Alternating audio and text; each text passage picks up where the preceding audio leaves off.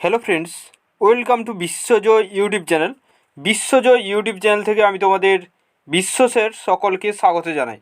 দেখো, প্রত্যেককে good evening, প্রত্যেককে শুভ সন্ধ্যা জানিয়ে আজকের এই সেশনটিকে শুরু করছি। আশা করি প্রত্যেকেই সুস্থ আছো। দেখো, তোমাদের এই মুহূর্তে যদি আমরা দেখি, দেখো তোমাদের যে সামনে পরীক্ষাগুলো আছে সেগুলো হচ্ছে এসএলএসটি। ওকে, যে শিক্ষামন্ত্রী আমাদের জানিয়েছেন যে স্কুল সার্ভিস কমিশনের মাধ্যমে যে শিক্ষক নিয়োগে একটা হিউজ সংখ্যক হবে, তো তিনি জানিয়েছেন যে এটা খুব তাড়াতাড়ি নোটিফিকেশন ইত্যাদি ইত্যাদি আসতে চলেছে, যেটা শিক্ষা দপ্তরের অনুমোদন চাই, মুখ্যমন্ত্রীর অনুমোদন চাই। তো তোমাদের সামনে কিন্তু এসএলএসটি নোটিফিকেশন আসছে, এই বছরেই তোমরা এই নোটিফিকেশনটি দেখতে পাবে। সঙ্গে সঙ্গে স্টেট, যেটা বিহারে দুটো ফেজে পরীক্ষা হয়, ফেজ 1-এর পরীক্ষা হয়ে গেছে, ফেজ 2-এর পরীক্ষা হওয়ার সম্ভাবনা ছিল সেপ্টেম্বরে, কিন্তু যেহেতু এখনও ফর্ম ফিল আপ হয়নি, তো এটা তোমাদের অক্টোবর চলে যেতে পারে। তো তোমরা যারা ওয়েস্ট বেঙ্গল থেকে আছো, এখানে তোমরা ফর্ম ফিল আপ করতে পারবে। ঠিক আছে, স্টেট এক্সামে বসার জন্য যে নোটিফিকেশান এখনও আসেনি ফর্ম ফিল আপের, তো যে যোগ্যতা লাগবে দেখো, বিএ বা এমএতে তোমাদের 50% নাম্বার থাকতে হবে, প্লাস বিএড ডিগ্রি থাকতে হবে। এরপর যদি তোমরা জেনারেল মেল ক্যান্ডিডেট হয়ে থাকো, সেক্ষেত্রে বয়সের ঊর্ধ্বসীমা হচ্ছে 37 বছর, আর জেনারেল ফিমেল ক্যান্ডিডেট হলে বয়সের ঊর্ধ্বসীমা হচ্ছে 40 বছর। যেহেতু আদার স্টেট এই বিহার এক্সামটা, তাই তোমাদের এখানে কিন্তু প্রত্যেককে জেনারেল হিসেবে ফর্ম ফিল আপ করতে হবে, এবং এই আগস্ট মাসের লাস্ট উইকেই তোমাদের কিন্তু এই ফর্ম ফিল আপটি হবে। সঙ্গে সঙ্গে তোমাদের বিপিএসসি যারা স্টেট কোয়ালিফাই করবে, এখনও রেজাল্ট দেয়নি স্টেটের, তারা, ঠিক আছে, এবং পিএসসি অ্যাসিস্ট্যান্ট মাস্টার এবং মিস্ট্রেস, এই 4টে কোর্স শুরু হচ্ছে। তো যারা অ্যাডমিশন হতে চাও নিউ ব্যাচে, তারা এই নাম্বারে হোয়াটসঅ্যাপ করে নেবে। যারা বিহারে স্টেট এক্সামে বসতে চাইছো, তারা অবশ্যই এই নাম্বারে হোয়াটসঅ্যাপ করে নেবে। নিউ ব্যাচ শুরু হয়ে গেছে, বিপিএসসির নিউ ব্যাচ চলছে, পিএসসির নিউ ব্যাচ শুরু হবে, এবং এসএলএসটির নিউ ব্যাচ সেপ্টেম্বরেই শুরু হতে চলেছে। পিএসসি অ্যাসিস্ট্যান্ট মাস্টার মিস্ট্রেসের ক্ষেত্রে বয়সের যে ঊর্ধ্বসীমা সেটা 35 বছর করা হয়েছে। ওকে, তো যাদের, ঠিক আছে, যে বিএতে 50% বা এমএতে 50% প্লাস বিএড ডিগ্রি থাকবে, তারা কিন্তু এখানে এসএলএসটি, পিএসসি, বিপিএসসি, স্টেট, এগুলো প্রত্যেকটা এক্সামে ফর্ম ফিল আপ করতে পারবে। তো যাই হোক, তোমাদের সামনে এই এক্সামগুলো আছে। চলো তাহলে মক টেস্টটি শুরু করি। তোমাদের প্রথমেই জানিয়ে দিই, সেশনটিকে তোমরা তোমাদের প্রত্যেকটি বন্ধুদের সঙ্গে শেয়ার করে নিও, এবং তোমাদের যে সমস্ত বাংলা সাহিত্যের বন্ধুরা আছে তাদের সঙ্গে একটু জানিয়ে দিও যে এসএলএসটি এক্সামের জন্য যেন প্রিপারেশন শুরু করে দেয়। এখানে তোমাদের 1000 প্লাস কিন্তু ভ্যাকেন্সি থাকবে। ওকে, সঙ্গে সঙ্গে স্টেট, তোমরা যদি কেউ ফর্ম ফিল আপ করতে চাও, বিহারে যেতে চাও পরীক্ষা দিতে, তবে অবশ্যই এই এক্সামটা দিয়ে দেখতে পারো। ওকে, যেখানে 100 নাম্বারের সাবজেক্ট থাকবে প্রিলিমিনারিতে, এবং 50 নাম্বারের টিচিং স্কিল, যেগুলো আমি সম্পূর্ণ গাইড তোমাদের করিয়ে থাকবো। আর যারা স্টেট কোয়ালিফাই করবে মনে করছো বিপিএসসির জন্য, আমার কাছে অ্যাডমিশন হতে পারো। আর পিএসসি অ্যাসিস্ট্যান্ট মাস্টার মিস্ট্রেসের জন্য খুবই তাড়াতাড়ি তোমাদের ব্যাচ আসছে। তো এই নাম্বারে তোমরা প্রত্যেকেই আজকে এক্ষুনি ক্লাস শেষে হোয়াটসঅ্যাপ করে নিও। যাই হোক, চলো আমরা প্রথম প্রশ্নের দিকে চলে যাব। যে অনুসর্গ শব্দটি, প্রত্যেকে অ্যান্সার করবে যে অনুসর্গ শব্দটির মধ্যে কোন ধাতু রয়েছে। ওকে, অনুসর্গ শব্দটির মধ্যে কোন ধাতু রয়েছে, এখানে প্রত্যেকেই অ্যান্সার করবে। দেখো, এখানে আমরা যদি দেখি অনুসর্গ, দেখো আমরা জানি যে অনুসর্গের, তোমরা অ্যান্সার করো কোনটা হবে। অনুসর্গের যে অন্য নাম, যেটা কর্মপ্রবচনীয়। ওকে, যেটা হচ্ছে কর্মপ্রবচনীয়, এবং এটাকে বলা হয় পরসর্গও বলা হয়ে থাকে, মনে রাখবে। তো এই অনুসর্গ হচ্ছে দুই প্রকারের, একটা নামজাত বা শব্দজাত অনুসর্গ, আর একটা ধাতু বা ক্রিয়াজাত অনুসর্গ। ওকে, তাহলে একটা নামজাত অনুসর্গ আর একটা ক্রিয়াজাত অনুসর্গ মনে রাখবে। তো অনুসর্গকে যদি আমরা ব্যুৎপত্তি নির্ণয় করি, তাহলে পাবো অনুপূর্বক সৃজ যোগ। ওকে, সৃজ পাবো ধাতু, যোগ আমরা পেয়ে যাব যে অল প্রত্যয় পেয়ে যাব, অল প্রত্যয়, আমাদের অপ্রত্যয় একটি। তো অনুপূর্বক সৃজ যোগ অল, তাহলে এখানে তোমাদের ক হচ্ছে সঠিক উত্তর। তো এক্ষেত্রে তোমাদের বলে রাখি, দেখো প্রত্যয়ের দিক থেকে এই অনুটি হলো আমাদের উপসর্গ, এই অনুটি হলো কি উপসর্গ, এবং এই শ্রীটি কি হলো, শ্রীটি হলো আমাদের ধাতু। তো মনে রাখবে প্রত্যয়ের পূর্বে যেটা থাকে সেটা হয়ে থাকে ধাতু বা মৌলিক অংশটা যেটা, এটা ধাতু বা শব্দ হতে পারে। ঠিক আছে, যেমন ধরো বৈদিকের ক্ষেত্রে কি আছে, বেদ যোগ স্নিক। বৈদিকের ক্ষেত্রে কি আছে, বেদ যোগ স্নিক। তো এখানে বেদটা হচ্ছে আমাদের শব্দ, বেদটা হচ্ছে আমাদের কি শব্দ। তো এটা হচ্ছে আমাদের মৌলিক অংশ এবং এখানে শ্রীটাও হচ্ছে মৌলিক অংশ। এইগুলোকে বলা হয় কিন্তু প্রত্যয়ে প্রকৃতি বলা হয়। কি প্রকৃতি, এগুলোকে বলা হয় প্রকৃতি। তাহলে প্রকৃতি আমাদের দুই প্রকার, ধাতু প্রকৃতি বা শব্দ প্রকৃতি, মনে রাখবে। ঠিক আছে, এবং এই ধাতু প্রকৃতি এবং শব্দ প্রকৃতিকে একই সঙ্গে প্রাতিপাদিকও বলা হয়। কি বলা হয়, প্রাতিপাদিক। আশা করি তোমাদের এই কনসেপ্টটা ক্লিয়ার হলো কি হলো না একটু কমেন্টে জানিও। তাহলে দেখো নেক্সট প্রশ্নে আমরা চলে যাব যে বাংলা ভাষায় বিভক্তি কয় প্রকার। একটা খুবই ইম্পর্টেন্ট তোমাদের প্রশ্ন, বাংলা ভাষায় বিভক্তি কয় প্রকার। তো দেখো বাংলা ভাষায় বিভক্তি হচ্ছে দুই প্রকারের। যারা খ করেছো সঠিক করেছো, ভেরি গুড, এইভাবে প্রত্যেকেই অ্যান্সার করো। তো দেখো এখানে যে দুই প্রকার আছে সেটা হচ্ছে ধাতু বিভক্তি ও ধাতু বিভক্তি, হ্যাঁ,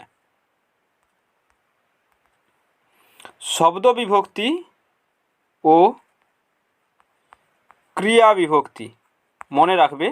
আর যদি বলে বাংলা ভাষায় বিভক্তি চিহ্ন কতগুলো, তখন বলবে 5টি। বিভক্তি চিহ্ন যদি বলে কতগুলো, তখন বলবে 5টি। সেই 5টি বিভক্তি চিহ্ন কি কি, এ, কে, রে, তে আর র, মনে রাখতে হবে।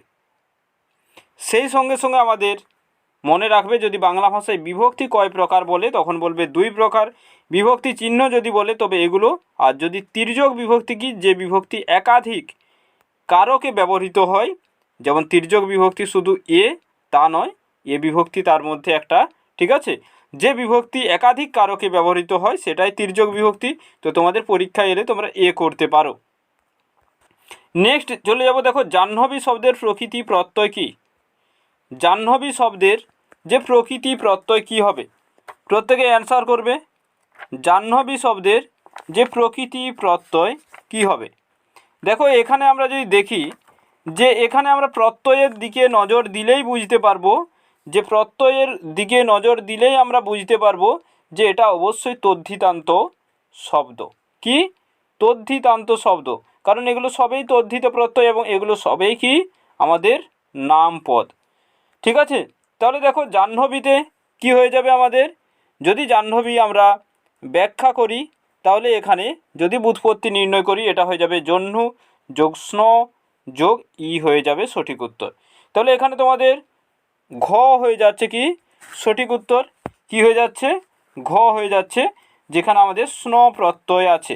মনে রাখবে কি আছে, স্ন প্রত্যয় আছে, এবং যেহেতু এটি স্ত্রীলিঙ্গ তাই শেষে আমাদের এই দীর্ঘই আছে।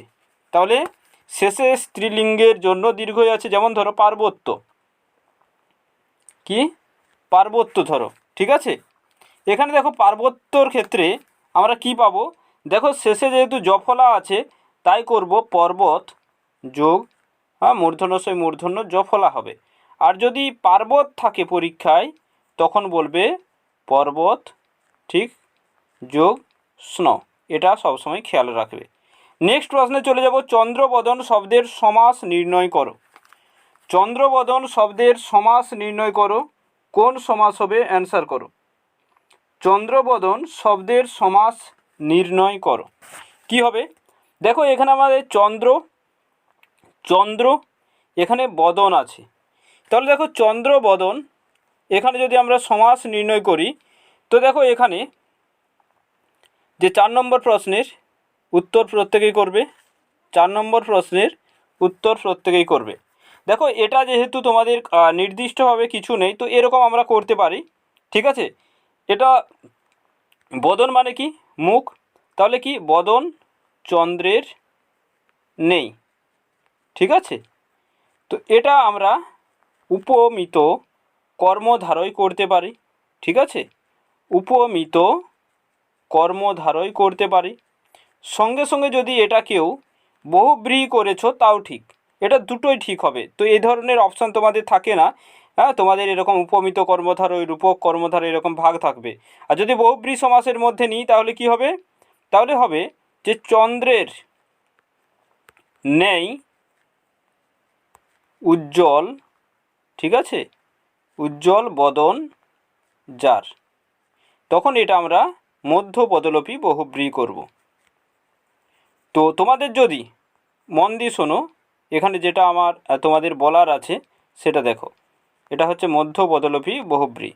এখানে তোমাদের যা বলার আছে, যদি চন্দ্রবদন থাকে উপমিত কর্মধারয় অপশানে থাকে তাহলে উপমিত কর্মধারয় হবে, আর মধ্য পদলোপী বহুব্রীহি হলে মধ্য পদলোপী বহুব্রীহি করব। দুটো আশা করি তোমাদের একই সঙ্গে অপশানে থাকবে না, ঠিক আছে। আর যদি দুটোই থাকে তখন মধ্য পদলোপী বহুব্রীহি করবে। আশা করি তোমাদের ক্লিয়ার করতে পারলাম। নেক্সট প্রশ্ন দেখো, পেয়ালা শব্দটির উৎস কী? শব্দ ভাণ্ডারের মধ্যে পেয়ালা আছে, সঙ্গে সঙ্গে একই উচ্চারণ বিশিষ্ট একটি শব্দ আছে, সেটা হচ্ছে তোয়ালা বা তোয়ালে। এটা কিন্তু পর্তুগিজ শব্দ, এটা কি পর্তুগিজ শব্দ। আর একটি শব্দ আছে দোয়েল, দোয়েল শব্দ আছে, এটা হচ্ছে আমাদের দেশি শব্দ। তো পেয়ালা হচ্ছে আমাদের ফার্সি শব্দ। ফার্সি শব্দের মধ্যে তোমাদের যেটা এমএসসি মাদ্রাস আর আপার প্রাইমারিতে এসেছিল সেটা হচ্ছে কাগজ এসেছিল। তাহলে দেখো, একটা প্রশ্ন দিয়ে তোমাদের কত আলোচনা করলাম, তোমাদের ক্লাসটি কেমন লাগছে একটু জানিও। নেক্সট দেখে নেব, স্পর্শবর্ণ ও উৎসবর্ণ একই সঙ্গে উচ্চারিত হলে তাকে আমরা কি বলবো, ঠিক আছে। তোমাদের ক্লাসটি কেমন লাগছে একটু জানাও চটপট, কেমন লাগছে ক্লাসটি চটপট জানাবে, ওকে। আর যারা এডমিশন হতে চাও হোয়াটসঅ্যাপ করে নেবে, চটপট জানাবে কেমন লাগছে ক্লাসটি। তো দেখো, স্পর্শ বর্ণ প্লাস উৎস বর্ণ, ঘোষ বর্ণ কোনগুলো হয়ে থাকে? বর্গের যে দেখো একটা দুটো তিনটে চারটে পাঁচটা, যেমন ধরো ক, খ, গ, ঘ আর উম। তো এখানে বর্গের তৃতীয় চতুর্থ পঞ্চম, তৃতীয় চতুর্থ পঞ্চম এগুলো ঘোষ বর্ণ হয়ে থাকে। অঘোষ কোনগুলো হয়ে থাকে? বর্গের প্রথম এবং দ্বিতীয়, এগুলো ব্যঞ্জনের ক্ষেত্রে হয়ে থাকে। নাসিক্য কোনগুলো হয়ে থাকে? উম, ইয়, মূর্ধন্য, দন্তন্য, ম হয়ে থাকে। তাহলে স্পর্শ প্লাস উষ্ম যোগ হয়ে মানে যেটা উচ্চারণ হবে উৎস, সেটা হবে দেখো ঘৃষ্ট বর্ণ, যেগুলো হচ্ছে চ, ছ, জ, ঝ, ঠিক আছে। এগুলো এগুলোকে বলা হয় দেখো, কারণ এগুলো দেখো আমরা যখন উচ্চারণ করি স স এরকম উচ্চারণ হয়, স এর উচ্চারণটা আসে তাই। তাহলে এখানে আমাদের অ্যান্সার হয়ে যাবে ঘৃষ্ট। নেক্সট প্রশ্ন দেখো, সম্বন্ধ পদ কোন কোন পদের মধ্যে দেখা যায়? সম্বন্ধ পদ কোন কোন পদের মধ্যে দেখা যায়? যেমন ধরো আমার, তো আমারটা কি? এটা সর্বনাম পদ, তো সর্বনাম হবে। তাছাড়া ধরে না বললাম যে রামের, তো রামটা কি? বিশেষ্য পদ, তাও এটাও হচ্ছে, তাহলে দুটোই হবে, অর্থাৎ ঘ হবে সঠিক উত্তর। নেক্সট দেখে নেব, বেশি উড়ু উড়ু মন ভালো নয়। কি আছে? বেশি উড়ু উড়ু মন ভালো নয়। উড়ু উড়ু এখানে কি ধরনের বিশেষণ? দেখো, বেশি উড়ু উড়ু মন ভালো নয়, তো এখানে উড়ু উড়ু কি ধরনের বিশেষণ দেখো, তো উড়ু উড়ু, ওকে। এখানে দেখো যে উড়ু উড়ু তো ধন্যাত্মক নয়, ধন্যাত্মক কি? ধন্যাত্মক নয়, তো বিপসা বিশেষণ হবে।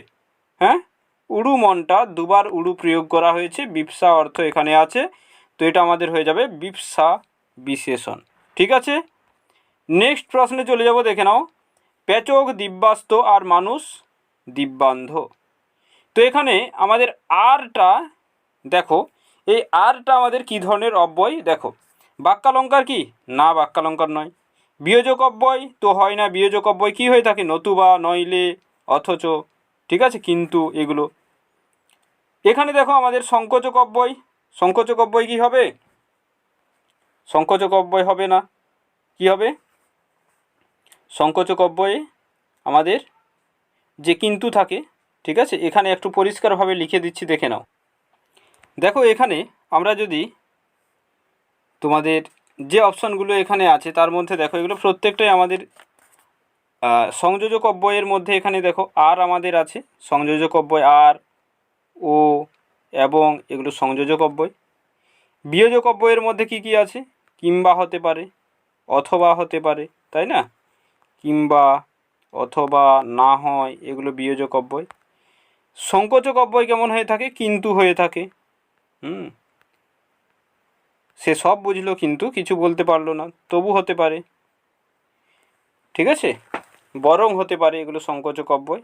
তাহলে এখানে আমাদের সংযোজক অব্যয়। নেক্সট দেখে নাও, উভয় পক্ষই খুশি, রেখাঙ্কিত পদটি কোন পদ? উভয় এখানে তলায় দাগ, তো এখানে কোন অ্যান্সারটি হবে? উভয়। দেখো এটা তো বিশেষণ নয়, এটা বিশেষণও নয়, এটা ক্রিয়াও নয়। দেখো এই উভয় যদি থাকে, যদি সকল থাকে, যদি সব থাকে, তো এগুলো মনে রাখবে আমাদের সাকল্যবাচক সর্বনাম। কি? সাকল্যবাচক সর্বনাম। তো এটা সর্বনাম হবে সঠিক উত্তর। নেক্সট দেখে নাও, ইঁদুরেরা মাটির তলে বাসা করে, ক্রিয়ার কাল নির্ণয় করো। সরি, এখানে বাসা করে তলায় দাগ, ক্রিয়াপদ আমাদের গঠন করতে বলা হয়েছে। ওকে, ক্রিয়ার কাল নয়, বাসা করে তলায় দাগ, এটাকে ক্রিয়া নির্ণয় করো, কোন ক্রিয়া? দেখো যৌগিক ক্রিয়ার ক্ষেত্রে কি থাকে? একটা অসমাপিকা ক্রিয়া প্লাস সমাপিকা ক্রিয়া থাকে, যেমন উঠে বস, তাই না, বা উঠে বসো। মৌলিক ক্রিয়ার ক্ষেত্রে কি? করলো, খেলো, গাইলো, হ্যাঁ, এরকম। যুক্ত ক্রিয়ার ক্ষেত্রে কি? একটা নামপদ থাকে প্লাস একটা সমাপিকা ক্রিয়া থাকে, যেমন প্রণাম কর, সাঁতার কাট, এগুলো। প্রযোজক ক্রিয়া কেমন হয়ে থাকে? যে মা শিশুকে চাঁদ দেখালো, মা শিশুকে ভাত খাওয়ালো, সাপুড়ে সাপ খেলালো, এগুলো। তাহলে এখানে আমাদের বাসা করে, এটা হচ্ছে যুক্ত ক্রিয়া, বাসাটা নামপদ। বুঝেছো? কে কে বুঝেছো একটু কমেন্টে জানাও, কে কে বুঝেছো একটু কমেন্টে চটপট জানাবে। চলো নেক্সট প্রশ্ন, নন্দন নন্দনে ভ্রমে দুরাচার দ্বৈত, নন্দন কাননে ভ্রমে দুরাচার দ্বৈত। এখানে আমাদের কোন অ্যান্সারটি হবে? দ্রুত অ্যান্সার করো। আমি তোমাদের দেখো, যারা ক্রিয়ার কাল নির্ণয় করতে পারো না, এরকম কে কে আছো কমেন্ট করো। ক্রিয়ার কাল যারা নির্ণয় করতে পারো না, কে কে আছো? দেখো, নন্দের নন্দন ভ্রমে দুরাচার দ্বৈত। আচ্ছা এখানে বলো তো, নন্দন কাননে ভ্রমে দুরাচার দ্বৈত, এখানে কোনটা ক্রিয়াপদ প্রথমে চিহ্নিত করতে হবে? ফার্স্ট হলো তোমাকে ক্রিয়ার কাল নির্ণয়ের জন্য ক্রিয়াপদ চিহ্নিত করতে হবে। তাহলে এখানে ভ্রমে, যদিও এখানে ক্রিয়াপদ পুরোপুরি স্পষ্টভাবে নেই, তো ভ্রমেকেই আমরা ক্রিয়াপদ ধরে নিই। ওকে, তো ভ্রমেটাই ক্রিয়াপদ এখানে আছে। ভ্রমে মানে যেটা ভ্রমণ করে, এরকম হতো, তো ভ্রমে, কবিতার ভাষা তো, তাই ভ্রমে লেখা আছে। তো দেখো, ক্রিয়ার কাল নির্ণয়ের সময় দেখবে যে ক্রিয়াপদটা থাকে, সেখানে ইল বিভক্তি আছে কি নেই? এখানে নেই, তার মানে এটা অতীতকাল হবে না। ই বিভক্তি আছে কি নেই? তার মানে এটা নেই, যেহেতু ভবিষ্যৎকালও হবে না। তাহলে একটাই কাল আছে আমাদের, বর্তমান কাল হবে। কিন্তু তার আগে মনে রাখবে, এই ভ্রমের সঙ্গে যদি ঈদ থাকতো, তাহলে কিন্তু নিত্যবৃত্ত অতীত হয়ে যেত। তাহলে এই ভ্রমের সঙ্গে আমাদের ইতো নেই, ঠিক আছে, ইতো নেই। আর এটা আমাদের অনুজ্ঞাবাচক বাক্যও নয়। অনুজ্ঞাবাচক বাক্য কি নয়? অনুজ্ঞাবাচক বাক্য, অনুজ্ঞাবাচক বাক্য হলে বর্তমানে অনুজ্ঞা বোঝালে আমরা বর্তমান অনুজ্ঞা করতাম, ঠিক আছে, যেমন তুমি এসো, আর তুমি আসবে ভবিষ্যৎ অনুজ্ঞা হতো। তাহলে এটা আমাদের যে উত্তর হয়ে যাবে, কি করব আমরা এটাকে? তো এটা দেখো, ভ্রমে শুধু আছে আমাদের, কি আছে? শুধুমাত্র ভ্রমে আছে। তাহলে এটাকে আমরা কি করব? যে সাধারণ বর্তমান, সামান্য বর্তমান, এখানে আমাদের ঘ হবে সঠিক উত্তর। ঠিক আছে, আশা করি বুঝেছো। দেখো নেক্সট প্রশ্নে চলে যাব, দেখে নাও যে চ ছ জ ঝ বর্ণগুলোকে কি বলবো আমরা, দেখে নাও একই সঙ্গে, ঠিক আছে, কি বলবো একই সঙ্গে, চলো অ্যান্সার করো। চ ছ জ ঝ। দেখো কণ্ঠ কোনগুলো? স্বরের ক্ষেত্রে কণ্ঠ হচ্ছে অ আ, স্বরধ্বনির ক্ষেত্রে কণ্ঠ হচ্ছে অ আ, ব্যঞ্জনের ক্ষেত্রে হচ্ছে ক, খ, গ, ঘ এবং উম। ব্যঞ্জনে সবেই কিন্তু হলন হয় বা হসন্ত যাকে বলা হয়। এগুলো হচ্ছে আমাদের তালব্য, চ ছ জ ঝ। কারণ দেখো, চ ছ জ ঝ, দেখো দন্তের ওপরে যে তালুতে গিয়ে আমাদের, যে এখানে যে দেখো দন্ত, এই দন্তের উপরে গিয়ে দেখো তালুতে আঘাত করছে, তাই এটাকে আমরা তালব্য বর্ণ বলে থাকি। এবং এগুলো যখন আমরা উচ্চারণ করি, স্পর্শ বর্ণ প্লাস উৎস বর্ণ যোগে কিন্তু ঘৃষ্ট বর্ণ সৃষ্টি হয়। তো দুটোই বলি, অর্থাৎ খ ও গ সঠিক। কে কে সঠিক করেছো? ভেরি গুড, ঠিক আছে। নেক্সট দেখে নাও, ওষ্ঠধ্বনি কোনগুলো? ওষ্ঠধ্বনি কোনগুলো? এখানে আমাদের অ্যান্সার করতে হবে। ঠিক আছে, তো দেখো এখানে যদি আমরা দেখি যে এখানে দেখো আমি তোমাদের কিছু বলার আছে যে হ্রস্বই দীর্ঘই এগুলো হচ্ছে তালব্য। হ্রস্বই দীর্ঘই কি তালব্য স্বর কিন্তু। ঠিক আছে, এবং দেখো হ্রস্ব ও দীর্ঘ এগুলো কিন্তু ওষ্ঠ স্বর। কি এগুলো ওষ্ঠ স্বর। ঠিক আছে, আর ও ও এটা হচ্ছে কণ্ঠস্থ স্বর। কণ্ঠস্থ স্বর। আর প ফ এগুলো কিন্তু ওষ্ঠ ওষ্ঠ ওষ্ঠ ব্যঞ্জন। ঠিক আছে, তো প্রশ্নটা ভুল আছে, এটাও হবে এটাও হবে। ঠিক আছে, প্রশ্নটা ভুল আছে। যদি স্বর বলতো তাহলে আমরা হ্রস্ব ও দীর্ঘ করতাম, যদি ব্যঞ্জন বলতো তাহলে আমরা প ফ করতাম। তো যারা ক এবং গ করেছো প্রত্যেকেই সঠিক, আশা করি তোমাদের বোঝাতে পেরেছি, তাই তো। চলো নেক্সট দেখো না, অন্য কী ধরনের শব্দ। দেখো কি আছে, অন্য কী ধরনের শব্দ, অ্যান্সার করবে। অন্য কী ধরনের শব্দ, অ্যান্সার করো।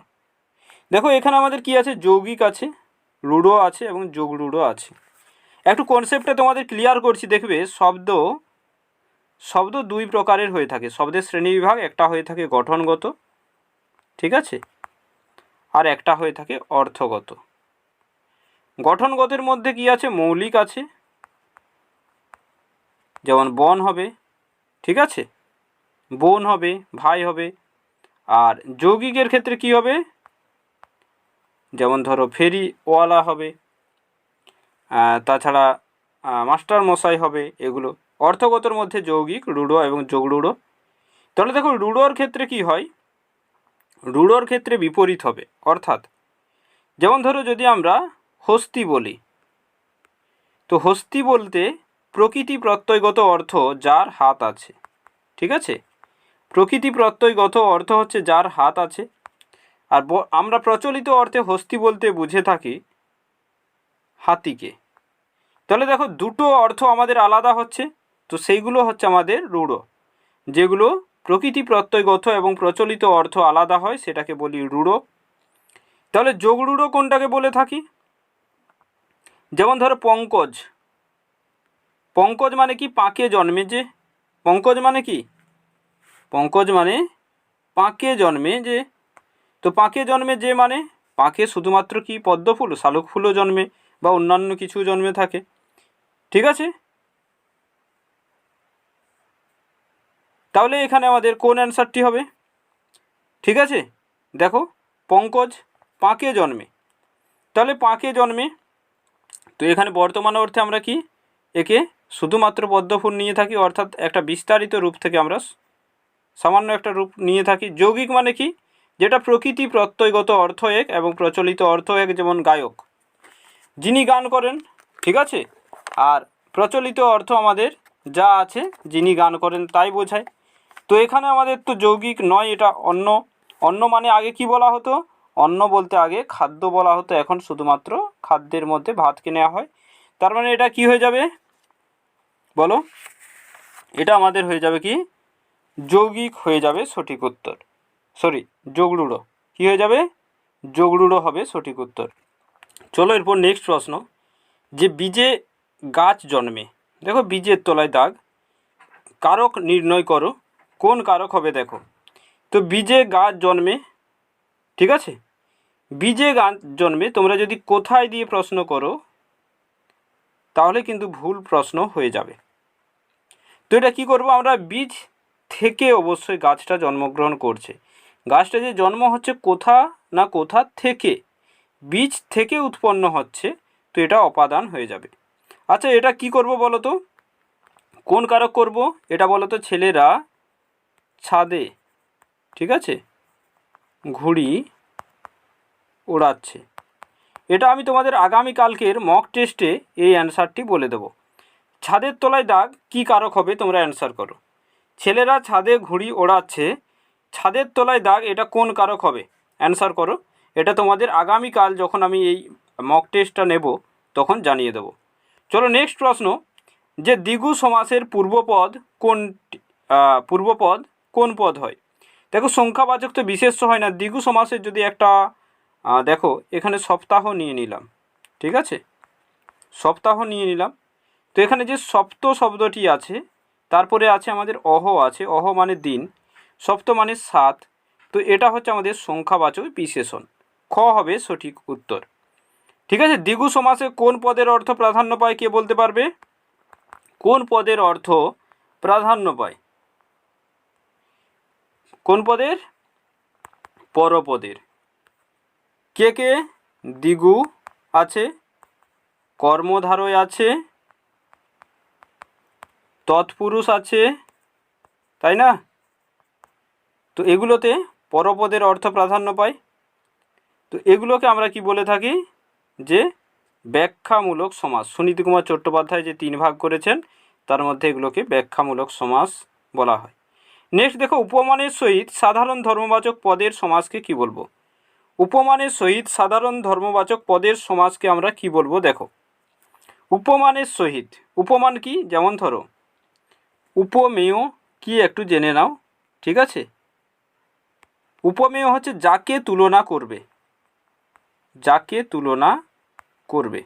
যেমন ধরো আমি বললাম চাঁদ মুখ, ঠিক আছে? তো এখানে দেখো চাঁদকে তুলনা করছি না মুখকে তুলনা করছি, এখানে বলো তো কাকে তুলনা করছি? মুখকে। আর উপমান কি? উপমান হলো যার সঙ্গে তুলনা করা হবে, যার সঙ্গে তুলনা করা হবে। তো এখানে কার সঙ্গে তুলনা করা হচ্ছে? চাঁদের সঙ্গে।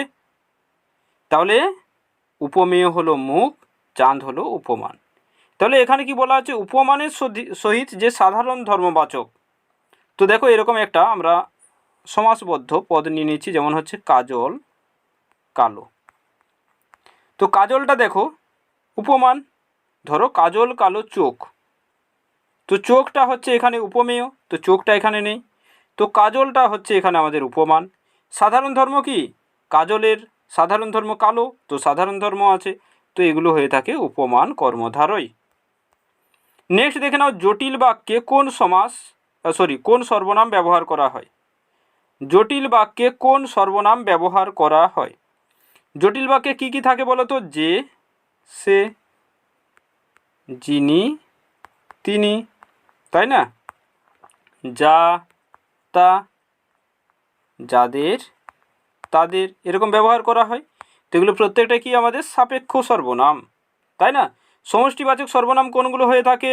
আমি তোমাদের বললাম এক্ষুনি, উভয় হতে পারে, যেটাকে সাকল্যবাচক সর্বনাম বলা হয়, উভয়, সব।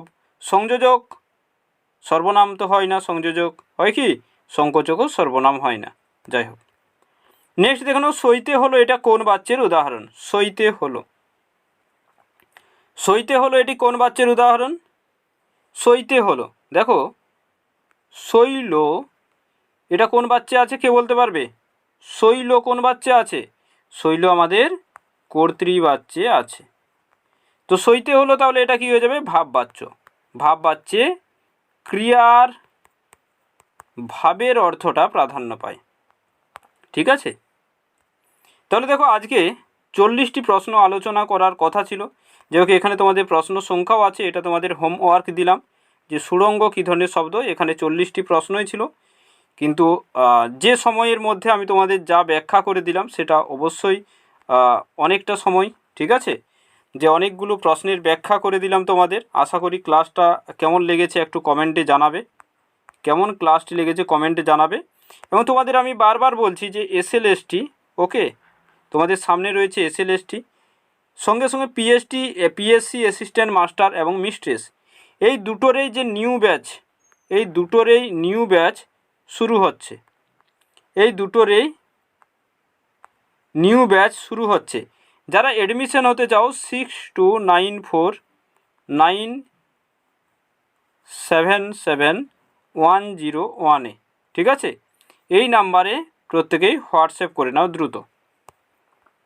ঠিক আছে, বিশেষ করে SLST এক্সাম এবং পিএসসি এক্সামকে যারা ওয়েস্ট বেঙ্গলের এই দুটো এক্সামকে পাখির চোখ করে রেখেছো, তো SLST এক্সাম তো এই বছর 2024-এ নোটিফিকেশান বেরোবে, একেবারে 101% আমি তোমাদের বলে দিলাম। ঠিক আছে, আর পিএসসি নোটিফিকেশান তো ভোটের পরেই বেরোনোর কথা ছিল, যাই হোক ওবিসির জন্য বেরোচ্ছে না, তবে এটাও বেরিয়ে যাবে। ঠিক আছে, এই আগস্ট মাসে না বেরোলেও সেপ্টেম্বরে অবশ্যই এটা প্রকাশিত হয়ে যাবে এবং নভেম্বর ডিসেম্বরে কিন্তু এটার পরীক্ষা হয়ে যাবে এই পিএসসিটা। আর যারা বিহারের স্টেট এবং বিপিএসসির জন্য গাইড নিতে চাও, ঠিক আছে, তারা এই নাম্বারে আমি তোমাদের বারবার বলছি হোয়াটসঅ্যাপ করে নাও। প্রত্যেকটি নিউ ব্যাচ হচ্ছে, তুমি কোন ব্যাচে এডমিশন হতে চাও একটু চটপট হোয়াটসঅ্যাপ করে নেবে। তোমাদের বেস্ট ক্লাস দেওয়া হবে, ঠিক আছে, কী ধরনের এক্সামে প্রশ্ন হয়, কিভাবে পড়তে হবে, সমস্ত কিছু A to Z। যাই হোক, যারা এডমিশন হতে চাও এডমিশন হতে পারো। আর সেশনটিকে অবশ্যই তোমাদের বন্ধুদের মধ্যে শেয়ার করে দিও। প্রত্যেকে ভালো থাকবে। তোমাদের বারবার বলি যে তোমাদের যে স্বপ্ন, সেই স্বপ্ন হলো শিক্ষকতা করার স্বপ্ন, ঠিক আছে। এই স্বপ্নকে যদি তোমাকে পূর্ণ করতে হয় তো নেগেটিভ চিন্তাভাবনার দিকে কিন্তু তোমার একদম লক্ষ্য করা চলবে না, সব সময় পজিটিভ থাকতে হবে। শুধু সামনের দিকে এগিয়ে চলো, শুধুমাত্র লক্ষ্যের দিকে এগিয়ে চলো। কারণ তোমার বাবা মা যেন সমাজে গর্ব করে বলতে পারে যে আমার মেয়েটা বা ছেলেটা শিক্ষক বা শিক্ষিকা, ঠিক আছে। তাই অবশ্যই এইভাবে নিজেদেরকে মোটিভেট করে এগিয়ে চলো। সমাজে অনেকেই পজিটিভ কথা বলে, অনেকেই নেগেটিভ কথা বলে, জানো যে ভালো কথা বলার চেয়ে মন্দ কথা বলার মানুষের অভাব নেই। ভালো কথা কেউ বলে না, তাই না, সবাই মন্দ কথা বলে। তো এই দিকে হলে ভালোভাবে জীবন কাটাতে হবে আমাদের, ঠিক আছে। তো পরীক্ষা দীর্ঘদিন হয়নি, তার জন্য সমাজে এরকম সকলেই বলছে। তোমারও দেখবে যে বন্ধুটি বিএড করে আছে সেও বলছে আরে পড়ে কি হবে। তো পড়ে যখন কিছু হবে না তাহলে বিএড করে কি হলো। তো আমি তোমাদের বলছি যে এই সমস্ত গুজবে না কান দিয়ে পড়াশুনোতে মন দাও। তাতে ব্যাকরণ শিখবে, ঠিক আছে, তাতে সাহিত্যের ইতিহাস শিখবে, তাতে চর্চা থাকবে। যখনই এসএসসি নোটিফিকেশান বেরিয়ে যাবে তখন আর কিন্তু সময় পাবে না, ঠিক আছে। আমি বলি না যে পথে সকলেই চলে সেই পথে কি তুমি চলবে, অর্থাৎ এখন কেউ পড়ছে না তার মানে তুমিও কি ঘুমিয়ে থাকবে? নিশ্চয়ই নয়। তোমাকে নিজের একটা পথ তৈরি করে সেই পথে এগিয়ে যেতে হবে। দেখো এসএলএসটি পিএসসি এগুলো নোটিফিকেশান এই বছর বেরোচ্ছে। পিএসসির এক্সাম তো হচ্ছে 100%, ঠিক আছে। এসএসসির যেটা এসএলএসটি এক্সাম হয়তো এটা তোমাদের আগামী বছরের শুরুতেই এই এক্সামটি দেখতে পাবে। তোমাদের নোটিফিকেশান এই বছরে বেরিয়ে যাবে, পুজোর আগেই সম্ভবত। আর স্টেট যে বিহারে যদি কেউ কোয়ালিফাই করতে চাও স্টেটে এডমিশন হতে পারো। এই আগস্টের লাস্ট উইকেই নোটিফিকেশান বেরোনোর কথা, সেপ্টেম্বরে পরীক্ষা হওয়ার কথা ছিল। যাই হোক, এটা পরবর্তীতে পরীক্ষা হবে। যারা এডমিশন হতে চাও হোয়াটসঅ্যাপ করে নেবে, ঠিক আছে। ভালো থেকো, থ্যাংক ইউ সো মাচ।